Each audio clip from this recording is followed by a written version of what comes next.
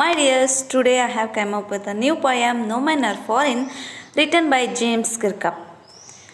Here, the poem is Remember, no men are foreign, no countries foreign. Beneath all uniforms, a single body breathes like ours. The land our brother walk upon is earth like this, in which we all shall lie. They too aware of sun and air and water are fed by peaceful harvests, by war's long winter starved. Their hands are ours, and in their lines we read a labor not different from our own.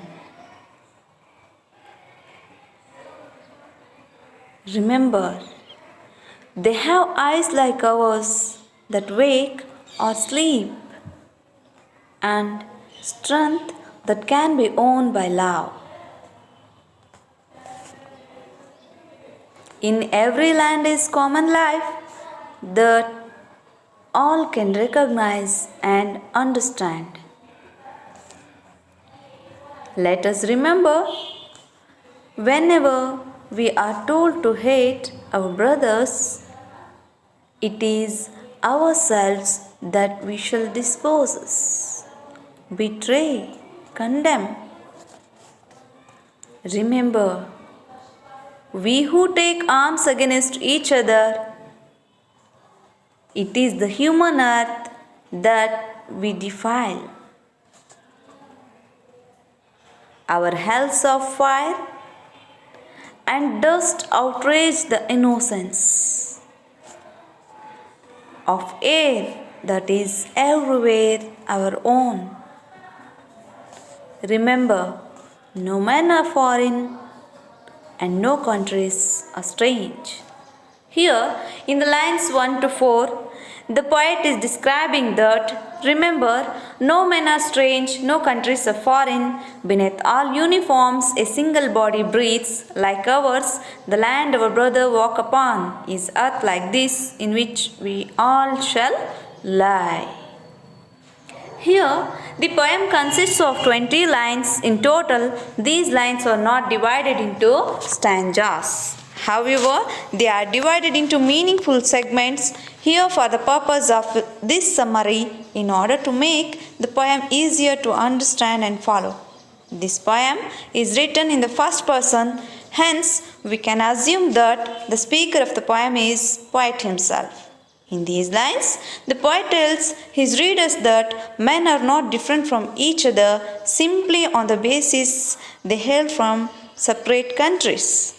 They might fight for the army of the nation or that one, but underneath the uniform, they are all essentially similar. Your opponent army soldiers live and breathe just as you do. Most fights between the men of one country and another results from disputes over which a piece of land belongs to which nation. However, all the land on earth is the same. Moreover, every man will have to lie in this earth at one time or the other. That is, all men have to die, and all pieces of land are potential graveyards in they can occasion a war for their occupation. We shall go through the next lines, 5 to 8 lines. They too, aware of sun and air and water, are fed by peaceful harvests, by war-long winter starved. Their hands are ours, and in their lines we read a labor not different from our own. In these lines, the poet provides further evidence of a unity of a man. He says that those who hail from countries other than our own also depend like we do on sun and air and water for their survival. They too have seen periods of peace and periods of war also. In times of peace, they have had the assurance of a square meal every day, just like us. Again, just like us, war has been a long winter to them. When food is scarce and every moment brings with the dead of an approaching famine, they look just like us and are descended from the same ancestors we are. Next, lines 9 to 12. Remember, they have eyes like ours, that wake or sleep, and strength that we can be owned by love. In every land is common life that all can recognize and understand. In this stanza, the poet entreats his readers to keep in mind the fact that our opponents sleep and wake just like we do, because they too are human beings and follow the same pattern in life as us. Every human being has an inner resource of strength that they can use to help their fellow beings. However, that resource can only be unlocked by the following path of love, not by the enmity. Only when we love someone, we can stand up for them. That is why it is absolutely necessary for every man to love his fellow beings without creating divisions among themselves. Here, universal brotherhood is enlightened. Despite the difference between various nations, there may be some difference with various nations, there is one thing that they all have in common. The common people live in same kind of life everywhere. Therefore, you can recognize the presence of that life no matter where you travel in the wide world. Wherever you go, there is a calmness and peace in a life of human beings. Next, 13 to 15 lines. Let us remember, whenever we are told to hate our brothers, it is ourselves that we shall dispose, betray, condemn. Here, in this stanza, the poet protests against the efforts of military and religious groups that encourage us to wage wars against those of other persuasions. The poet believes that these groups are misguiding their followers. They are asking their followers to hate people without realizing that it is our own brothers that we must hate. We should not hate. This is a form of self-destruction for the poet. Any hatred that we may harbor for any member of a human race is tantamount our betrayal towards the species and our condemnation of its future. If we kill people of any other nation, we are in fact endangering the human species as a whole and its survival on the earth, because here the enmity will survive and every human being is having a tendency to kill any other human being who belongs to other country. Therefore, the whole world will become destruction. It is there in the mind of a poet. Next, in the lines of 16 and 17, remember, who take arms against each other, it is the human earth that we defile. Means, in this stanza, the poet provides further implications of war. He says that if we, the guardians of the earth, were to die out as a result of a war, then there would no one left to take care of home that our ancestors had passed down to us. We would then have nothing to pass down to our own future generations. Means we should not fight each other.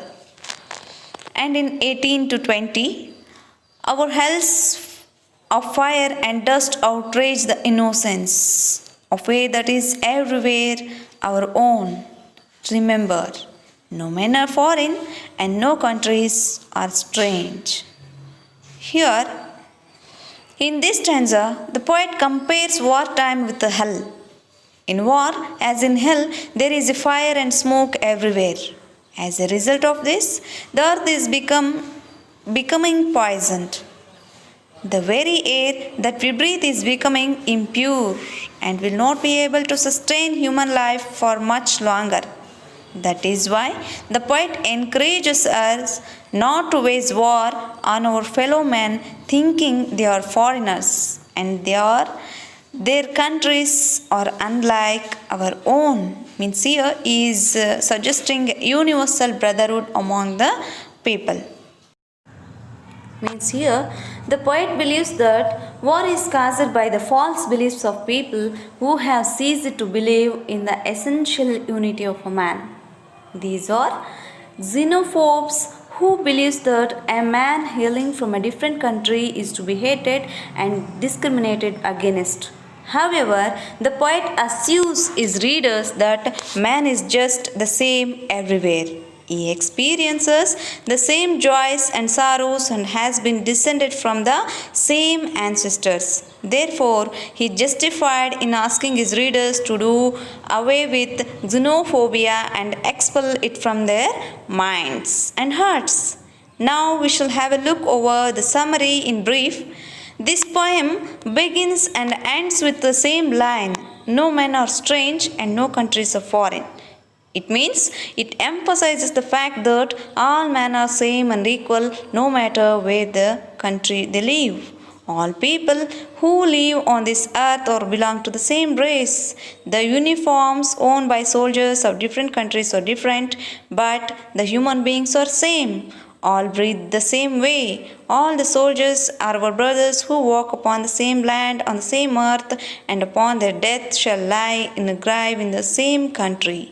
They refers to the foreigners who belongs to other countries. The poet says that everyone gets sunlight, water, air is equal measures, which means that God does not differentiate between the people of different countries.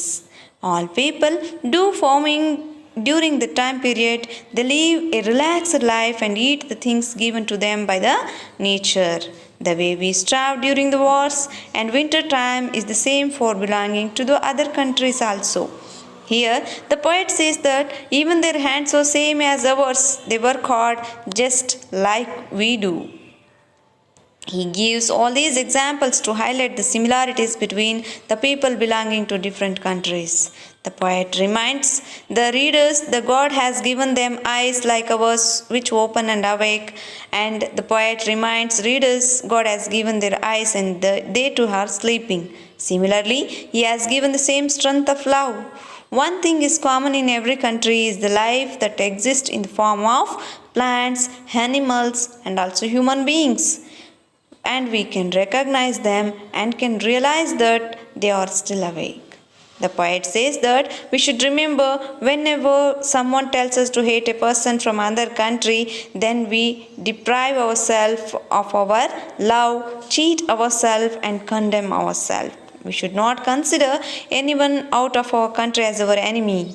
We should keep in mind that we pick the arms against other nation, it leads to a lot of bloodshed, fire, and some other things. These dead bodies accumulate on earth and makes the air and pollute the environment and lose the purity of our air. Here he ends the poem writing the first lines in reverse, saying that remember, no men are foreign and no countries are strange. In this poem, the poet emphasizes the universal brotherhood among the peoples of different countries.